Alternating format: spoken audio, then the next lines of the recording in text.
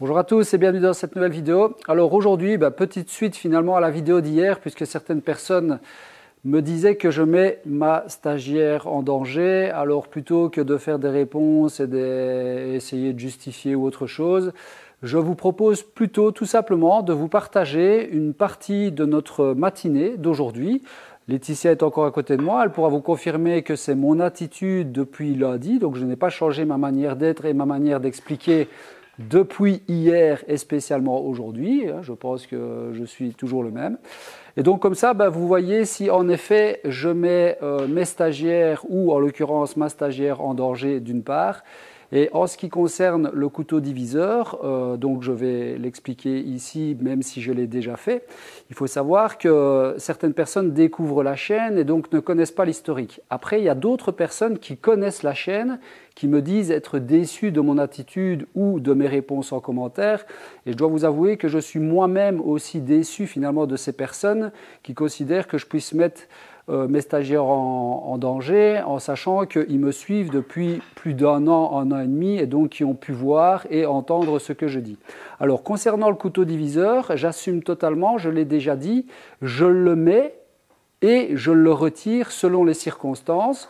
Je sais que ça peut sembler prétentieux, je n'en doute pas et je n'en disconviens pas, mais on peut apprendre à lire le bois et savoir si le bois s'ouvre ou se ferme dans beaucoup de cas. Et dans certains cas, comme le hêtre par exemple, c'est très compliqué de le savoir. Donc généralement, quand je travaille le hêtre et que je le refends, donc quand je travaille dans le sens du délignage, je mets mon couteau diviseur aussi.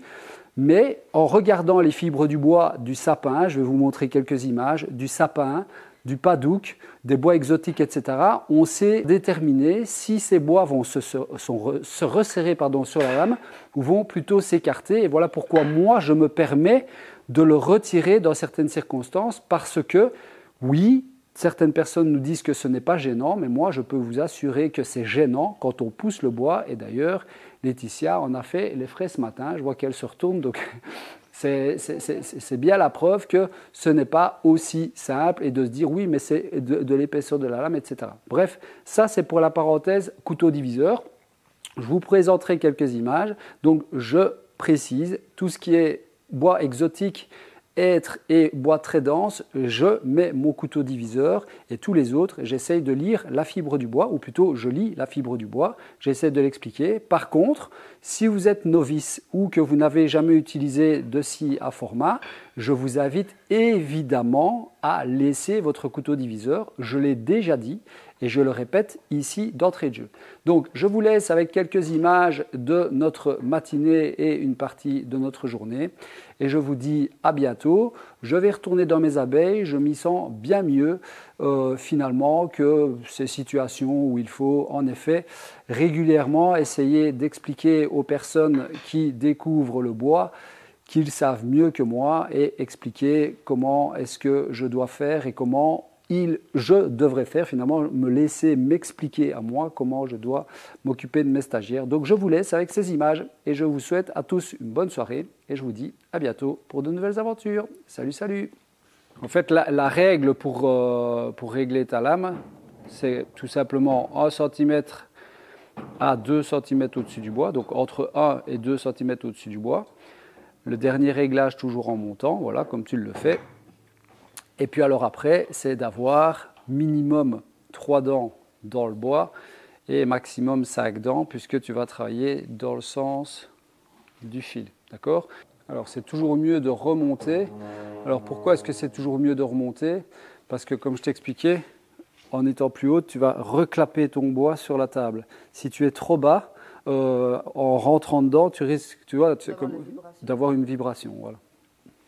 Donc là, tu peux bloquer. Alors de nouveau, pour ton mouvement, donc la cape, quand on sait la mettre, parce qu'on ne sait pas toujours la mettre. Donc la cape, tu la tiens à plus ou moins 2-3 mm au-dessus de la roulette. Moi, je ne la mets pas sur la roulette.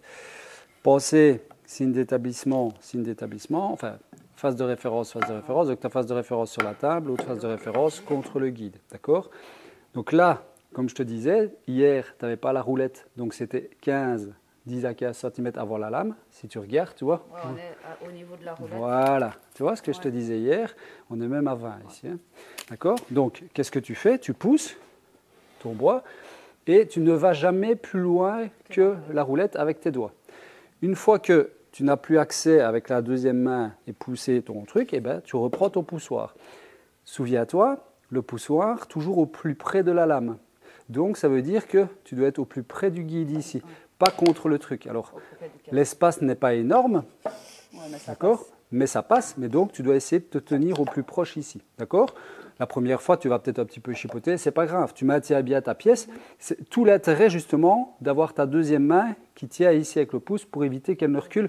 Que si tu tiens comme ça, en fait, si tu as un petit peu trop de résistance, en effet, ta pièce peut glisser et reculer. Ok? Donc voilà, je vais allumer la spie.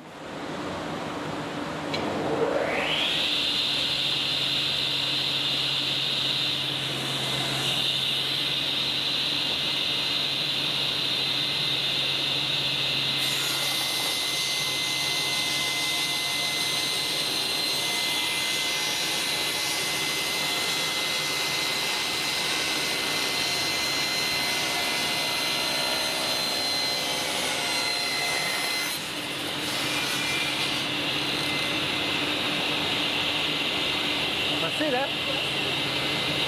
Ok. Donc toujours bien penser ta chute, comme elle doit aller au bout et être libre. Alors tu as remarqué qu'en bout, tu as du mal à la sortir. C'est à cause de...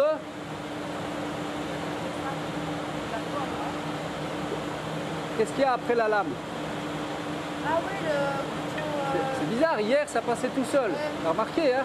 Aujourd'hui, hier on n'avait pas le couteau diviseur. Bon, voilà, tu comprends? Donc maintenant tu peux les faire. Donc tu as vu comment ça va. Comme hier, en fait, tu vas voir, en les faisant, tu vas prendre l'habitude, tu vas trouver de la dextérité, trouver comment tu dois te positionner. Et puis ça va être un mouvement. C'est ce que je te disais, la première fois que tu le fais, tu ne sais pas trop où te mettre. Et puis petit à petit, tu vas trouver où tu vas mettre ton poussoir. Moi, ce que je trouve chouette, c'est que tu as déjà trouvé l'automatisme de mettre ton poussoir au bon endroit, le prendre et avoir un mouvement continu. Donc c'est fluide et ça c'est chouette. Donc il faut vraiment que ton mouvement soit fluide, essayer d'éviter le plus possible que ta pièce soit à l'arrêt alors que la lame tourne toujours. Donc comme tu as fait là, tu vois, c'était constant, tu as toujours continué à avancer ton bois, tu as pris ton poussoir, tu as continué à avancer, donc ça c'est vraiment nickel. Et maintenant tu vas trouver vraiment ta position pour être à l'aise et bien penser, donc comme je te dis, une fois que ta coupe est finie, de bien pousser ton chariot pour libérer ta chute hors de la lame. Là, tu n'as même pas besoin de l'utiliser, elle est trop petite pour aller près de la lame, mais le chariot, tu le pousses et ta chute, elle s'écarte de la lame et tu es tranquille. Vas-y, je vais faire la suivante.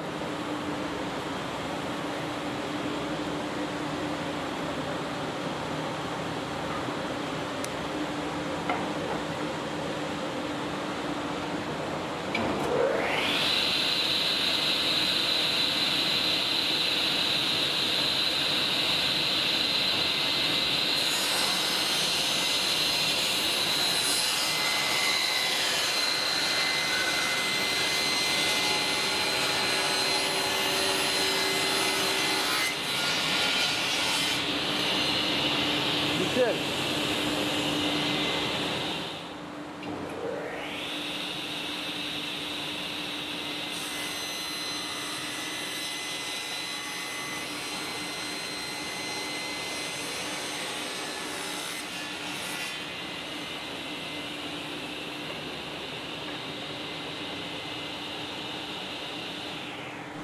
Voilà, maintenant que tu as vu le principe et je vois que tu as compris, tu t'écartes à chaque fois de l'outil, tu peux laisser tourner la machine entre tes coupes.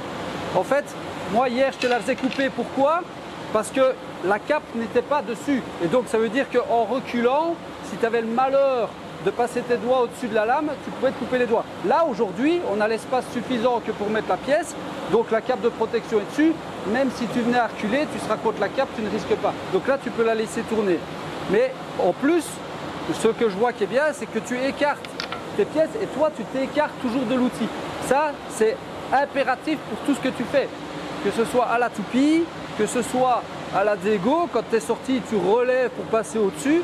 c'est pareil pour tout. Quand tu es à l'acier anglais, tu as fait ta coupe, tu écartes ta pièce, tu relèves et tu pars toujours t'écarter de l'outil une fois que ta pièce est coupée, donc c'est nickel. Donc là, tu peux laisser aller puisque tu as le mécanisme pour t'écarter à chaque fois de l'outil, donc il n'y a pas de raison de le couper à chaque fois. Okay.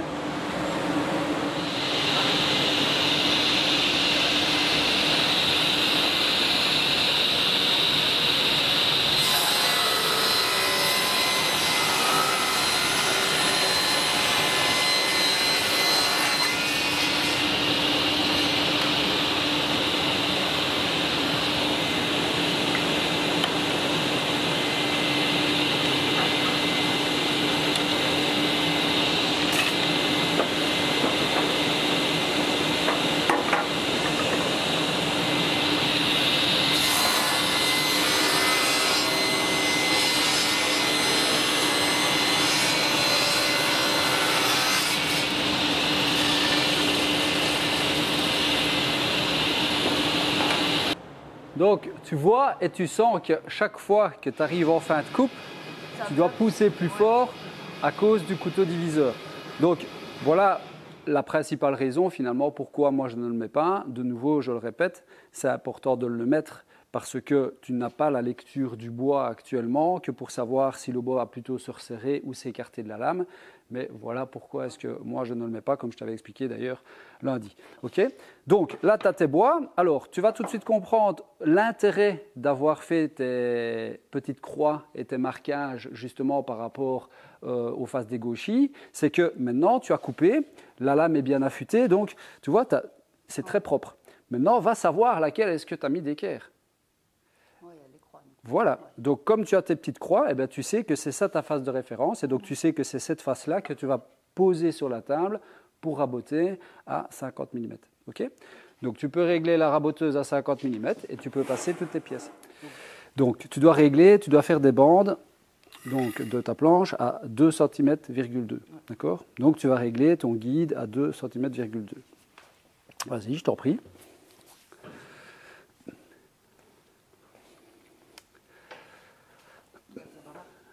Ça ne va pas? Ça bloque à 3 là avec la... T'es sûr? Avec ça, ouais. Ah bah, oui, il faut la laisser la cape, sinon tu n'es pas en sécurité. Ok, donc tu es d'accord avec moi que tu ne sais pas pousser le guide. Donc on va lever le guide, d'accord? Tu passes au-dessus et tu vas te régler à 2. Ok, tu bloques. Je relève la cape au maximum et maintenant je t'invite à pousser ta pièce à sec, hein, donc sans relancer la machine, avec le poussoir. Ok. Tu vas avancer, donc on va abaisser la lame, hein, évidemment, parce que là, elle te bloque.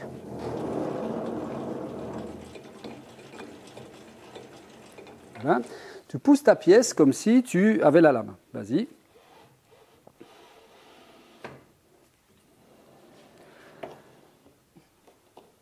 Je vais me retrouver sur la lame. Tu dois baisser ton poussoir. Ouais. Vas-y, continue.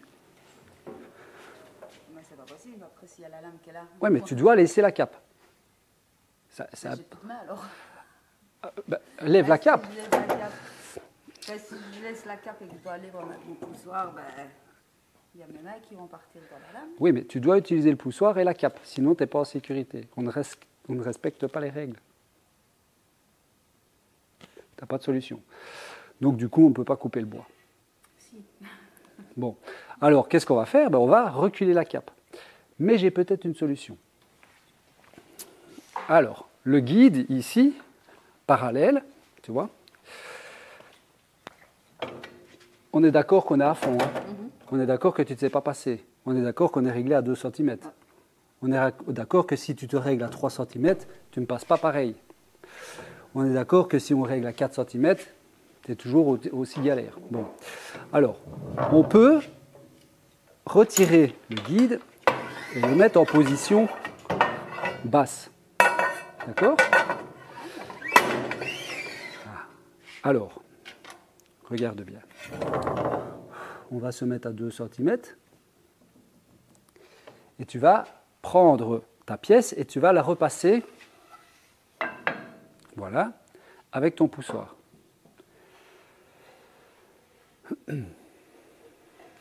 N'oublie pas que ta main, au Voilà, niveau du... doit pas. Voilà. Qu'est-ce que ta pièce fait là? Donc, regarde ta pièce au bout.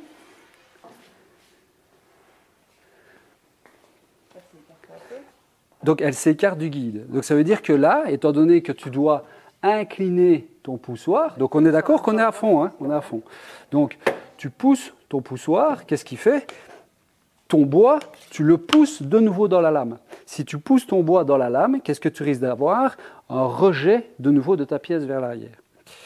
Donc, tout ça pour te dire que, à un moment donné, la cape de protection, tu n'as pas le choix, tu dois la retirer. Et peu importe ce qu'on te dit ou pas, d'accord? Le couteau diviseur, c'est un autre débat. Mais la cape de protection, dans certains cas, tu n'as pas le choix, tu dois la retirer, d'accord? Maintenant, ça, c'est dans le cas d'une petite pièce. Admettons, tu veux prendre le risque, entre guillemets, où tu te sens plus en sécurité, en effet, en mettant la cape de protection, en prenant ta pièce. Bon, là, on est d'accord que quand on met la cape de protection à cette hauteur-là, tu n'as même plus accès. Et là, c'est fini. Donc, on la met au maximum en hauteur. Je viens pousser, et on est d'accord que je dois m'incliner comme ça pour pouvoir. Si je me mets comme ça, voilà, d'accord? Ou alors je la tiens à 2 doigts. Admettons, tu le fais, ça se passe bien, super. Ça, c'est dans le cas où ta pièce fait 2 cm de haut. Hier, tu avais ta pièce qui était dans cette hauteur-là. Donc, on peut me dire, ah, tu retournes ton guide et t'as facile. Si je me mets comme ça, quel est le risque d'utiliser le poussoir pour pousser ma pièce, à ton avis? Non, regarde, je vais pousser ma pièce, elle est plus haute que le truc. Ah ouais, donc ouais, elle va se coucher dessus. Elle bascule. Donc ça veut dire que quand tu vas pousser, en plus, toi tu vas devoir tenir comme ça, tu vas faire basculer ta pièce. Et là c'est pire, c'est-à-dire que ta pièce va rentrer dans la lame, donc elle va péter non seulement la cape, mais tu risques en plus de le prendre en pleine figure, d'accord? Donc, je l'ai déjà répété, je continuerai à le répéter, mais ça me fatigue pour être tout à fait honnête, pas de le faire ici, hein, bien sûr, c'est que les organes de sécurité, par moment, ils sont un obstacle à la sécurité. Et donc, on ne sait pas les mettre et travailler en sécurité. Donc, maintenant, je retire ma cape.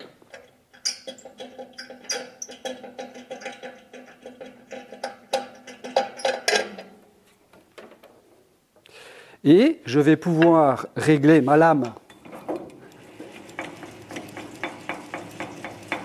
à la hauteur idéale, donc comme je t'ai expliqué, entre 1 et 2, avoir 3 lames, bon ça. Et là, tu peux travailler en toute sécurité. Tu pousses ton bois, tu as vu, donc évidemment, on va le rabaisser pour montrer que ça passe sans aucun souci. Donc là, tu sais pousser, tu as un visuel sur la lame en plus, donc tu avances, tu tiens. Tu sais que ton doigt il est à l'endroit maximum de ta coupe, et tu vois la lame, de toute façon, qui ressort du bois. Tu viens l'aligner au maximum, au plus proche de la lame, et non pas à l'extérieur, puisque là, étant donné que la cape te gêne, tu es déjà en plus. Donc, tu exerces une pression vers la lame, tandis qu'ici, tu sais exercer une pression vers le guide, et là, tu pousses. Voilà. Est-ce que tu te sens plus en sécurité comme ça, ou avec la cape? Non, comme ça. Voilà. Donc, tu vas pouvoir faire tes coupes de 2 cm, soit avec le guide comme ça. Si c'est une pièce plus haute, dans ce cas-là, on le met sur le dessus. Alors moi, il faut savoir que le guide, dans cette position-là, elle n'est pas faite pour travailler les petites pièces. Le guide, pour mettre dans cette position-là, c'est uniquement...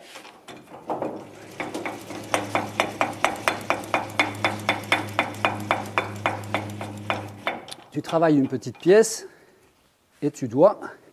Je le mets sur ses côtés. Oui, si tu veux. Et tu dois faire une coupe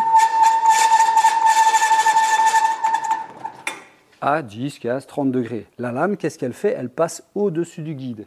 Si j'avais mon guide dans l'autre sens, je suis dans le guide, donc je ne sais pas couper ma pièce. Donc la position du guide à plat, ce n'est pas pour travailler les petites pièces, c'est fait pour travailler à 45 degrés. Et si tu regardes, il y a un chanfrein ici sur le dessus. Donc voilà. J'espère que les gens vont comprendre leurs accessoires et arrêter un petit peu de me dire comment est-ce qu'on doit utiliser une machine, parce que tu vois, ça devient un peu fatigant, mais bon, c'est comme ça. C'est le revers de la médaille de s'exposer. Tu vois. Donc voilà, comme ça tu comprends, et tu sais aussi que quand tu dois faire des coupes à 45 degrés, etc., tu dois mettre ton guide absolument à plat. Je sais que tu n'en as pas, hein, mais si tu vas dans un atelier où il y a des panneauteuses, etc., Le jour où tu vas être confronté peut-être à une coupe avec un angle, ben, tu ne te diras pas, mais merde, genre dans le guide, j'ai pas vu ça. Ben, tu sais qu'il y a la possibilité de mettre ton guide comme ça. Ok? Donc on va le remettre en position normale et puis tu vas pouvoir faire tes coupes à 2,2.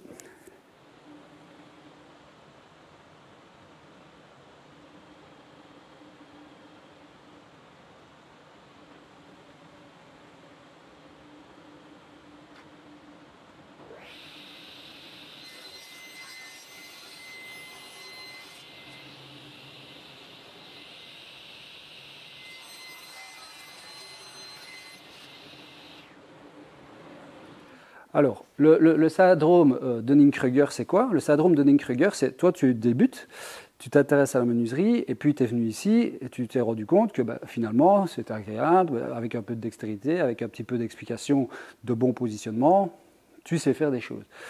Et puis, tu vas rentrer chez toi, tu vas t'intéresser à la menuiserie, tu vas aller voir des tutos sur YouTube, tu vas aller voir un petit peu sur Wikipédia, tu vas aller sur des forums de bricolage, des forums de menuiserie, et tu vas lire, et tu vas t'informer.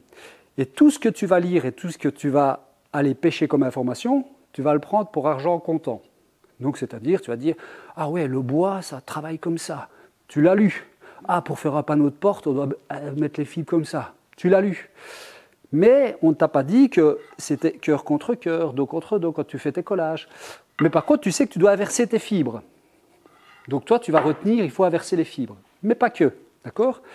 Et puis tu vas tomber sur une vidéo d'un guignol comme moi qui t'explique comment faire. Et toi, tu vas venir sous la vidéo, putain, n'importe quoi, hein. J'ai vu sur Wikipédia que... Et donc, comme tu es en train d'apprendre et de t'intéresser, tu es convaincu que tu maîtrises le sujet. Tu es convaincu que tu es devenue compétente sur ce sujet uniquement par le fait que tu as été chercher des informations. C'est exactement ce qui s'est passé avec le Covid, où tout le monde était devenu épidémiologique, tout le monde savait comment gérer l'épidémie. Eh bien, avec le bois, aujourd'hui, c'est un petit peu ce que je suis en train de ressentir, c'est qu'il y a des gens très bien, il y a des professionnels qui suivent, qui me disent et qui me conseillent, et je trouve très intéressant, comme Michel, que je t'expliquais avec le pouce et le doigt avec la défonceuse, j'ai trouvé l'astuce géniale. Mais j'aime bien expliquer, comme je te dis, pour que tu comprennes, et puis te donner une astuce, parce que l'astuce, tu vas l'utiliser, mais tu sais aussi pourquoi, dans certains cas, tu ne sais pas utiliser cette astuce. Mais tu sais aussi comment l'utiliser malgré cette astuce. Eh bien, le syndrome Dunning-Kruger, c'est ça. Et donc, quand tu es confronté à ces gens qui ont ce syndrome, c'est difficile à vivre, tu vois. Donc voilà, c'est un petit peu ce qui se passe pour le moment. Vraiment, vraiment. Donc, voilà.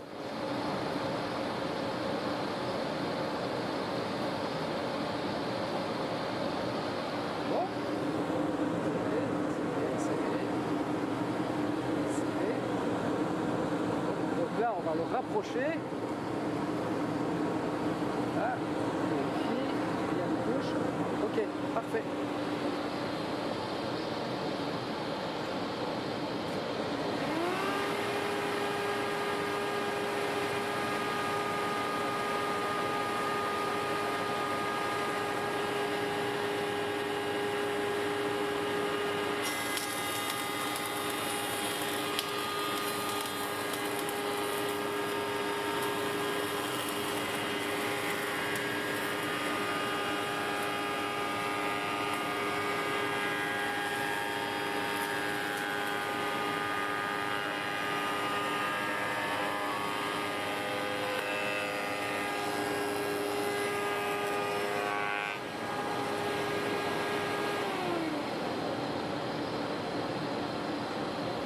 Parfait.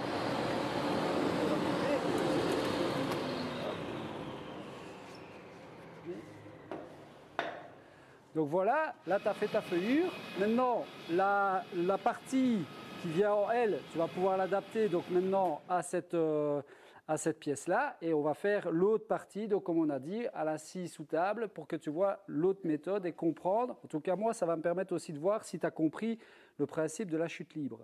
OK ?